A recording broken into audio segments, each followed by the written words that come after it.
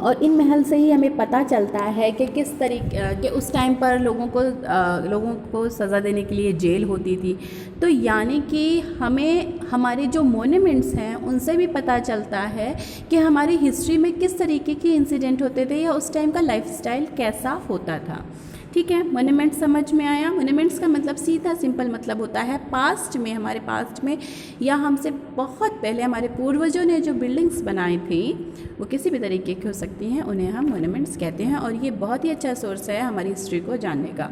Next हमारा art fact. Sorry ये आपका अंडरलाइन नहीं हो पाया है, बट ये आपकी थर्ड हेडिंग है आर्ट फैक्ट्स।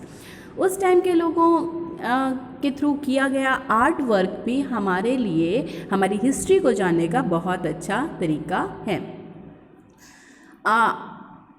कि उस टाइम के लोगों का आर्ट कैसा था, वो किस तरीके के आर्टिस्ट हुआ करते थे।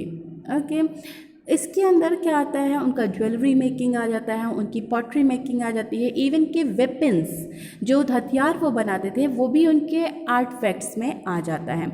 आप लोगों ने देखा होगा, आप लोगों ने बाहुबली देखी होगी, और अभी क्या कहते हैं, आप लोगों ने महाभारत देखे होंगे, उसमें देखा होगा आप लोगों ने कि किस तरीके से युद्ध के टाइम पर किस तरीके के हथियार इस्तेमाल किए जाते थे। साथ ही साथ आपने ये भी देखा होगा कि उस टाइम पर के जो राजा महाराजा थे वो बहुत सारी ज्वेलरीज भी वेयर किया करते थे, है ना, कपड़े भी उनके डिफरेंट तरीके के होते थे। तो इस तरीके के जो ज्वेलरीज और वेपन्स हुआ करते थे, साथ ही साथ उनका जो मूर्ति बनाने का स्टाइल था, उनका जो पेंटिंग स्टाइल था, ये सब और ये ऑब्जेक्ट जो है उनके आर्टिफैक्ट्स में आते हैं। और इसके ज़रिए भी हम अपने पास्ट को, अपनी हिस्ट्री को या अपने पूर्वजों के बारे में जान सकते हैं। नेक्स्ट है हमारा कॉइन्स।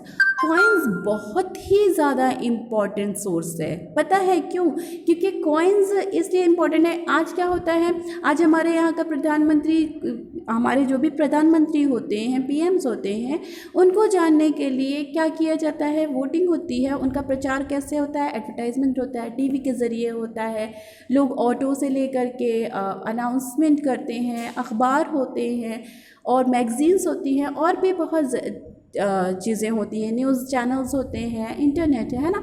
उस टाइम पर जब राजा होते थे तो न्यूज़, टीवी चैनल्स, न्यूज़पेपर, ये सारी चीज़ें नहीं होती थी। अब किसी पर्सन को बताना है कि वहाँ का राजा कौन है और हर किसी को पकड़ पकड़ के बताना है, इट्स नॉट पॉसिबल ना। तो क्या होता था, जब कोई राजा बनते थे तो वो अपने जो राज्य होता था, उनका जो एरिया होता था, वहाँ पर चलने वाले जो कॉइन्स, सिक्के होते थे, उन पर वो अपनी मोहर, अपनी तस्वीर बनवाते थे। और जिस टाइम से उनका राज्य यानी कि उनका कार्यकाल, उनका पीरियड शुरू हुआ है, उसको भी उसमें लिखवाया करते थे, जिससे कि लोगों तक पहुंच जाए कि इस टाइम पर उनका राजा कौन है। और जब लोग ट्रेड के लिए, व्यापार के लिए एक जगह से दूसरी जगह जाते थे तो उन सिक्कों को वो दूसरी जगहों पर भी पहुंचाया करते थे। उनके मतलब, अब जैसे हम लोग दुकानदार के पास जाते हैं तो नोट एक्सचेंज होते हैं ना, इसी तरीके से उस टाइम पर सिक्के एक्सचेंज हुआ करते थे। तो दूसरों को भी पता चलता था कि अरे इस टाइम पर यहाँ का राजा ये हैं, ठीक है ना। तो ये कॉइन्स जो है ये भी हमारी हिस्ट्री को जानने का बहुत अच्छा सोर्स होते हैं। अब चलते हैं हमारे लिटरेरी सोर्सेज पर। देखिए, जब हमने आर्कोलॉजिकल सोर्सेज की बात की थी तो वो क्या थे, खुदाई में निकले हुए सामान, ठीक है, या पुराने सामान या पुराने चीज़ें जो कि एज इट इज़ हैं, उनको हम आर्कोलॉजिकल सोर्सेज कहते हैं। लिटरेरी सोर्सेज की जब हम बात करते हैं तो यहाँ पर हम बात कर रहे हैं रिटन सोर्सेज की, यानी कि लिखे हुए सोर्सेज की, जिनके थ्रू हमें पता चलता है कि उस टाइम पर जो भी रिटन वर्क था वो कैसा था और रिटन वर्क के अंदर क्या चीज़ें लिखी हुई थी जो हमारी हिस्ट्री को जानने में हमारी मदद कर सकती हैं। अब इन्हीं लिटरेरी सोर्सेज में एक्चुअली उस टाइम पर जितने भी लिटरेरी सोर्सेज थे ना वो हैंड रिटन ही होते थे। उस टाइम पर प्रिंटिंग वाला कोई काम नहीं होता था या टाइपिंग वाला, ठीक है ना। तो ये हैंड रिटन रिकॉर्ड जो हमारे पूर्वजों ने लिखे हैं उनको हम मैन्युस्क्रिप्ट्स भी कहते हैं। लेकिन जैसा कि हमने आपको बताया कि उस टाइम पर पेपर्स वगैरह की खोज नहीं हुई थी, ठीक है ना।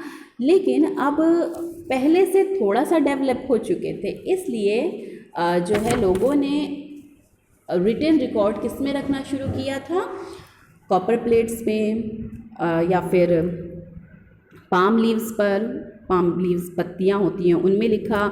उसके अलावा बिर्च ट्रीज़ की जो बार्क होती है, भोजपत्र जिनको हम कह सकते हैं, उस पर लिखा। ठीक है, मतलब कि इनको इस तरह लिखने लायक बनाया और फिर इन पर चीज़ें लिखना शुरू किया और उनको लिख करके एक रिकॉर्ड मेंटेन किया।